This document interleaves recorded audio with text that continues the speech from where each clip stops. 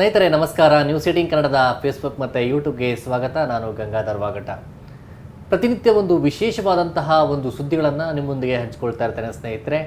ಅಂದರೆ ಬೇರೆ ಬೇರೆ ರೀತಿಯ ಒಂದು ಕ್ರೈಮ್ ವಿಚಾರಗಳಾಗಿರ್ಬೋದು, ಒಂದು ಮಾನವೀಯತೆಯ ಒಂದು ವಿಚಾರಗಳಾಗಿರ್ಬೋದು, ಪ್ರತಿನಿತ್ಯ ನಮ್ಮ ಕಣ್ಮುಂದೆ ನಡೆಯುವಂಥ ಒಂದು ಘಟನೆಗಳೇನಿದೆ ಅದರಲ್ಲಿ ಆಗುವಂಥ ಪರಿಣಾಮಕಾರಿಯಾದಂಥ ಒಂದು ವಿಚಾರಗಳನ್ನು ನಿಮ್ಮೊಂದಿಗೆ ಹಂಚಿಕೊಳ್ತಾ ಇರ್ತೀನಿ. ಅದೇ ಜಾಗೃತಿ ಮೂಡಿಸುವಂಥ ಒಂದು ಮಾಹಿತಿಗಳನ್ನು ಕೂಡ ನಿಮ್ಮೊಂದಿಗೆ ಹಂಚಿಕೊಳ್ತಾ ಇರ್ತೇನೆ ಸ್ನೇಹಿತರೆ.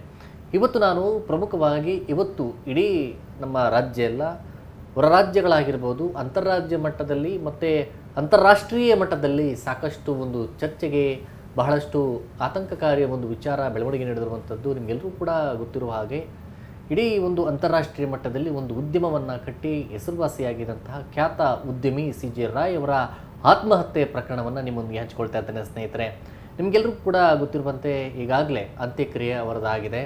ಆದರೆ ಅವರ ಇಂಪಾರ್ಟೆಂಟ್ ಅಂದರೆ ಅವರಿಗೆ ಮೊದಲೇ ಬಯಸಿದಂಥ ರೀತಿಯಲ್ಲಿ ಬನ್ನೇರುಘಟ್ಟ ಒಂದು ರಸ್ತೆಯಲ್ಲಿರುವಂಥ ಅವರ ಒಂದು ರೆಸಾರ್ಟ್ ಏನಿದೆ, ಕಾನ್ಫಿಡೆಂಟ್ ಒಂದು ಗ್ರೂಪ್ನ ಒಂದು ರೆಸಾರ್ಟ್ ಏನಿದೆ, ಆ ರೆಸಾರ್ಟ್ ಒಂದು ಸ್ಥಳದಲ್ಲಿ ಅವರ ಅಂತ್ಯಕ್ರಿಯೆ ಆಗಿರುವಂಥದ್ದು. ಆದರೆ ಈ ಸಾವು ನಿಗೂಢದ ರಹಸ್ಯ ಏನಿರಬಹುದು, ಯಾಕೆ CJ ರಾಯ್ ಅವರು ಆತ್ಮಹತ್ಯೆಯನ್ನು ಮಾಡಿಕೊಂಡ್ರು ಅನ್ನೋದು ಇನ್ನೂ ಕೂಡ ನಿಗೂಢವಾಗಿರುವಂಥದ್ದು.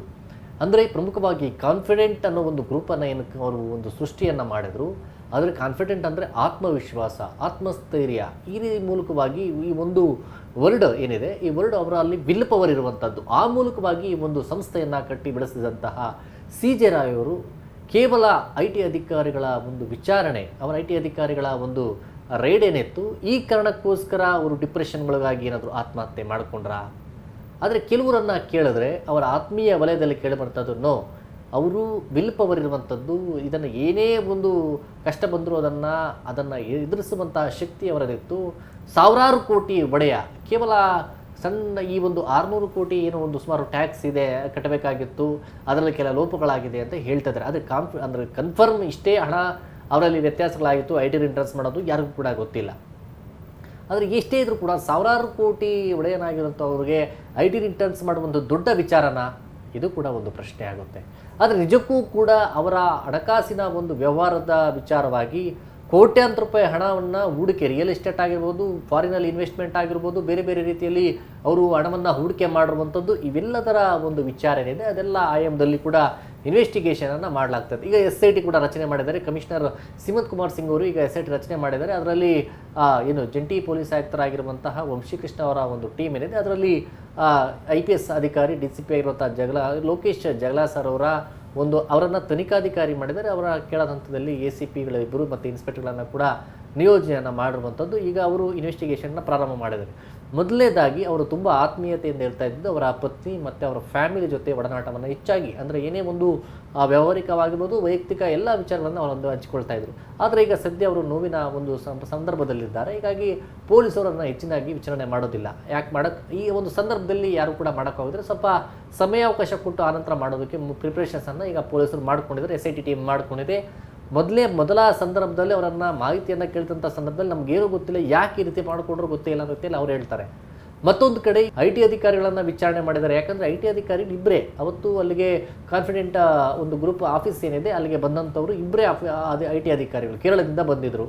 ಆದರೆ ಬಂದಂಥ ಸಂದರ್ಭದಲ್ಲಿ ಇವರು ಕೂಡ CJ ರಾಯ್ ಅವರು ಅನಂತರ ಬರ್ತಾರೆ, ಕಾರಿಂದ ಬಂದು ಇಳಿದು ಯಾರು ಕೂಡ ಒಳಗಡೆ ಬರಬೇಡಿ ಅಂತೇಳಿ ಒಳಗಡೆ ಹೋಗ್ತಾರೆ. ಒಳಗಡೆ ಹೋದ ಸಂದರ್ಭದಲ್ಲಿ ಅವರ ಅಮ್ಮನ ಹತ್ರ ಮಾತಾಡಬೇಕು ಅಂತೇಳಿ ಅವರ ಮ್ಯಾನೇಜರ್ಗೆ ಹೇಳ್ತಾರೆ. ಆದರೆ ಅನಂತರ ಅವರು ಒಳಗಡೆ ಹೋಗಿ ಲಾಕ್ ಮಾಡಿಕೊಂಡು ಒಳಗಡೆ ಇದ್ದಂಥ ಸಂದರ್ಭದಲ್ಲಿ ಅವರ ರಿವಾಲ್ವರಿಂದ ಬಲಗೈನಲ್ಲಿ ಅವ್ರು ರಿವಾಲ್ವರ್ ಇಟ್ಕೊಂಡು ಎದೆಗೆ ಅವರು ಹೊಡ್ಕೊಂಡ್ರು. ತುಂಬ ಹತ್ತಿರದಿಂದ ಅವರು ಶೂಟ್ ಮಾಡ್ಕೊಂಡಿರುವಂಥದ್ದು. ಆನಂತರ ಅಲ್ಲಿನ IT ಅಧಿಕಾರಿಗಳು ಹೋಗಿ ಅನಂತರ ಹಾಸ್ಪಿಟಲ್ಗೆ ಸಾಗಿಸುವಂಥ ಕೆಲಸ ಮಾಡ್ತಾರೆ. ಆದರೆ IT ಅಧಿಕಾರಿಗಳು ಹೇಳುವಂಥದ್ದು, ನಾವು ಅವರನ್ನು ಬರೋದಕ್ಕೆ ಹೇಳಿದ್ವಿ, ಆದರೆ ಅವರನ್ನು ವಿಚಾರಣೆ ನಾವು ಮಾಡಿಲ್ಲ. ನಾವು ವಿಚಾರಣೆ ಮಾಡಬೇಕು ಅಂತ ಪ್ರಿಪ್ರೇಷನ್ಸ್ ಮಾಡ್ಕೊಂಡಿದ್ರೆ, ಆದರೆ ನಾವು ಅವರನ್ನು ವಿಚಾರಣೆ ಮಾಡಲಿಲ್ಲ ಅನ್ನೋ ರೀತಿಯಲ್ಲಿ ಅವರು ಹೇಳ್ತಾ ಇದ್ದಾರೆ. ಹೀಗಾಗಿ ಅವರ ಒಂದು ಸ್ಟೇಟ್ಮೆಂಟನ್ನು ಕೂಡ SIT ಅಧಿಕಾರಿಗಳೀಗ ತೆಗೆದುಕೊಂಡಿರುವಂಥದ್ದು. ಒಂದು ಏನು ಫಾರಿನಲ್ಲಿ ಇನ್ವೆಸ್ಟ್ ಮಾಡಿರುವಂಥ ಸುಮಾರು ಕೋಟ್ಯಾಂತರ ರೂಪಾಯಿ ಹಣ ಏನಿತ್ತು, ಅದರಿಂದ ಅವರು ಕಳೆದ 2 ವರ್ಷಗಳಿಂದಲೂ ಲಾಸ್ ಆಗಿತ್ತು. ಇದರಿಂದ ಅವರು ಸ್ವಲ್ಪ ಡಿಪ್ರೆಷನ್ಗಾಗಿದ್ರು ಅಂತ ಕೆಲವರು ಹೇಳ್ತಾರೆ. ಕೆಲವರ ವೈಯಕ್ತಿಕ ಜೀವನದಲ್ಲಿ ಕೆಲ ಸಮಸ್ಯೆಗಳಿತ್ತು ಅಂತ ಕೂಡ, ಅಂದರೆ ಅವರ ಪರ್ಸ್ನಲ್ ಲೈಫಲ್ಲಿ ಏನಾದರೂ ಪ್ರಾಬ್ಲಮ್ಸ್ ಇತ್ತಾ, ಅದರ ಆಯಾಮದಲ್ಲೂ ಕೂಡ ಇನ್ವೆಸ್ಟಿಗೇಷನ್ ಮಾಡಲಾಗ್ತಾ ಇದೆ. ಅದನ್ನು ಹೊರತುಪಡಿಸಿ ರಿಯಲ್ ಎಸ್ಟೇಟ್ ಮಾಫಿಯಾಗಿ ಏನಾದರೂ ಅವರು ಸಿಲುಕೊಂಡ್ರಾ ಅನ್ನೋದು ಒಂದು ವಿಚಾರ.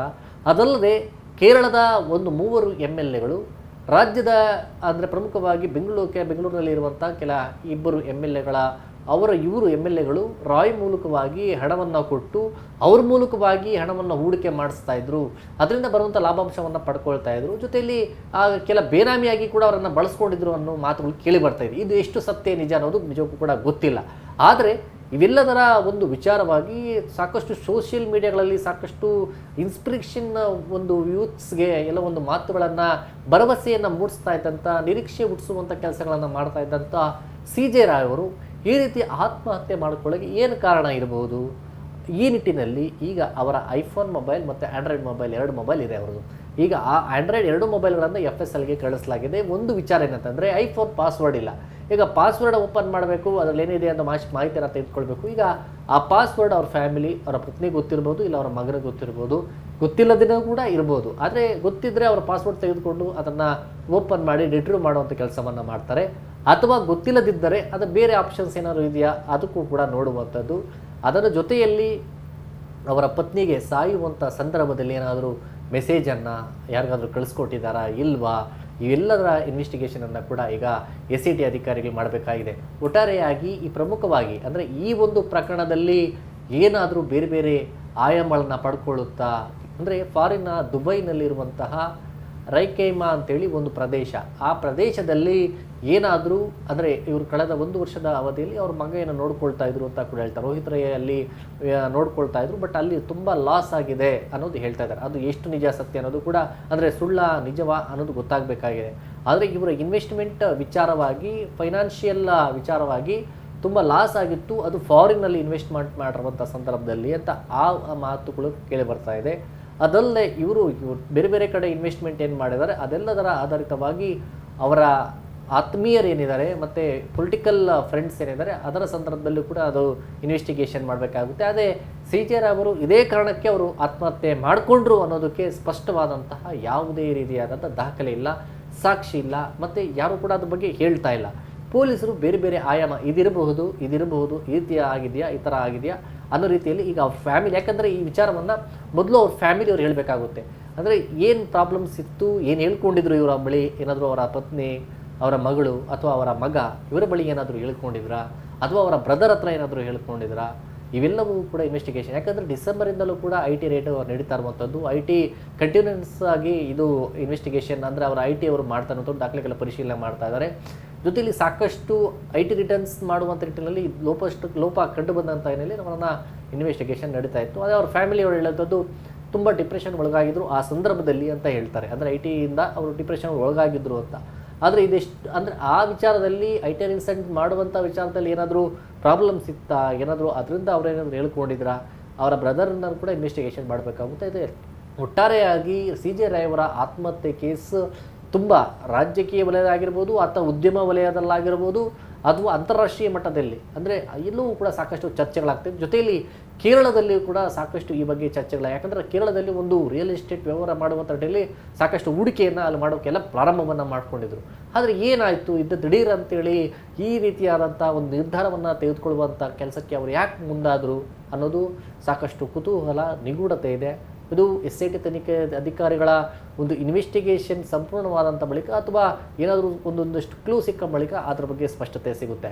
ಸ್ನೇಹಿತರೆ, CJ ರಾಯ್ ಒಂದು ಉದ್ಯಮದ ಒಂದು ದೊಡ್ಡ ಮಟ್ಟದಲ್ಲಿ ಎಲ್ಲರಿಗೂ ಕೂಡ ಒಂದು ಭರವಸೆ ಮೂಡಿಸುವ ಮೂಲಕವಾಗಿ ಸಾಕಷ್ಟು ಎಲ್ಲ ಒಂದು ಸುದ್ದಿ ಆಗಿದ್ದಂಥ ವ್ಯಕ್ತಿ, ಸೋಷಿಯಲ್ ಮೀಡಿಯಾದಲ್ಲಿ ಸಕ್ರಿಯವಾಗಿರುವಂಥ ವ್ಯಕ್ತಿ ಈ ರೀತಿಯಾಗಿ ಆತ್ಮಹತ್ಯೆ ಮಾಡಿಕೊಳ್ಳೋಕ್ಕೆ ಏನು ಕಾರಣ ಇರಬಹುದು, ಏನಾಗಿದೆ ಅನ್ನೋ ವಿಚಾರವನ್ನು ನಿಮ್ಮ ಮುಂದೆ ಹಂಚಿಕೊಳ್ಳಿದ್ದೇನೆ. ಸ್ನೇಹಿತರೆ, ಈ ಒಂದು ಮಾಹಿತಿ ನಿಮಗೆ ಇಷ್ಟವಾಗಿದ್ದಲ್ಲಿ News18 ಕನ್ನಡದ ಫೇಸ್ಬುಕ್ ಮತ್ತು ಯೂಟ್ಯೂಬನ್ನು ಸಬ್ಸ್ಕ್ರೈಬ್ ಮಾಡಿ ಮತ್ತು ಶೇರ್ ಮಾಡಿ. ಧನ್ಯವಾದ. ನಿರ್ಭೀತ, ನಿಷ್ಪಕ್ಷಪಾತ, ವಿಶ್ವಾಸಾರ್ಹ ಸುದ್ದಿಗಳಿಗೆ ಹೆಸರಾಗಿರುವ News18 ಕನ್ನಡ ಈಗ ಆಪ್ನಲ್ಲೂ ಲಭ್ಯವಿದೆ. ದಯವಿಟ್ಟು ಇಲ್ಲಿರುವ QR ಕೋಡ್ನ ಸ್ಕ್ಯಾನ್ ಮಾಡಿಕೊಂಡು ಆಪ್ ಡೌನ್ಲೋಡ್ ಮಾಡೋದಕ್ಕೆ ಮರಿಬೇಡಿ. ನಿಮ್ಮ ಬೆಂಬಲ ಹೀಗೆ ಸದಾ ನಮ್ಮೊಂದಿಗಿರಲಿ. ಧನ್ಯವಾದ.